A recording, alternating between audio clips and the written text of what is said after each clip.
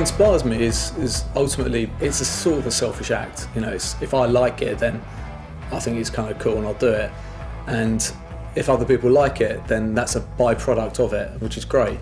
I started doing it because it was for my own interest and my own fascination. I've never tried to do it for other people.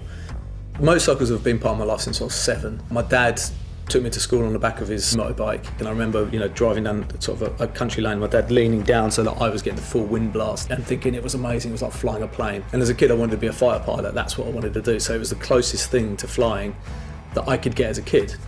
When I got to 16 and I was able to have my own motorbike, I got a little 50cc Scrambler, which I de-restricted and tuned, and wore a little leather biker jacket, thought it was bad, and drove around everywhere. I went literally everywhere on that bike. It was like the sense of freedom I got at 16 on that bike was unbelievable. I've never liked anything standard. I mean, everything modified is like a motto I sort of use. I guess the customizing of the bikes was my release from my art, actually. I was trying to find something where I wasn't, because I'm always constantly thinking of ideas and going over stuff in my head. I was like, oh, it would be nice if I could steal an hour or two here and I could tinker with my bike and kind of just focus on that and nothing else.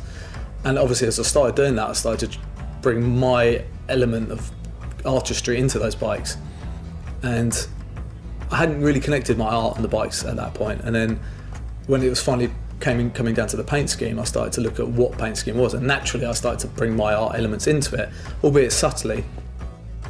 When I think of biking, I think of cafe races, I think of Triumph, I think of that English heritage. I think the first time I rode a Triumph was actually on the back of my dad's friend's Triumph. My dad was very envious of him at the time, and he was like, oh, you can take my son out on the back. So I went out on the back of the Triumph.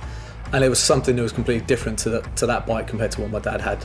The fact that it was a Triumph, I just put it in like a different level and a different plateau than anything else I'd ever been on. So I guess at that point, it'd always been for me an aspiration to have a Triumph bike. It's about the art of riding and the experience of riding more about than how fast I can get that bike to go and how I can push myself. So I think the sort of the modern classics, you want the reliability of that bike, but you want what is essentially how it makes you feel.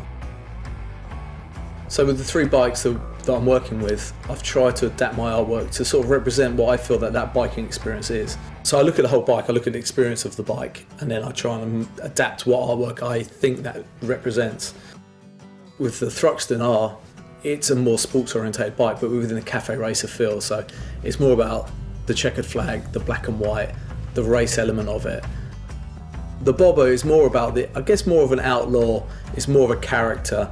So with that, I sort of adapted a character to fit with that, which we've called the Bobcat. So it has a bit more attitude, it's a bit more punchy, it's a bit more in your face.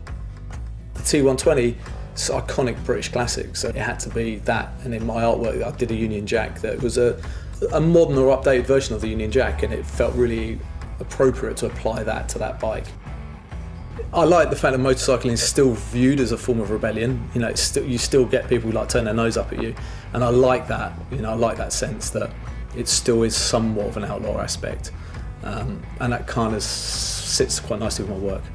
I think that graffiti is one of the things that remains very pure. It has a very confined set of rules that you apply, and you go out and that's it. You go to leave your mark, and there's an energy and excitement within that I get from riding a motorcycle. Just me, the bike, and the surroundings, and you're interacting with the environment in a way that you don't get in any other way. All your worries almost get blown away when you get on that bike and escape.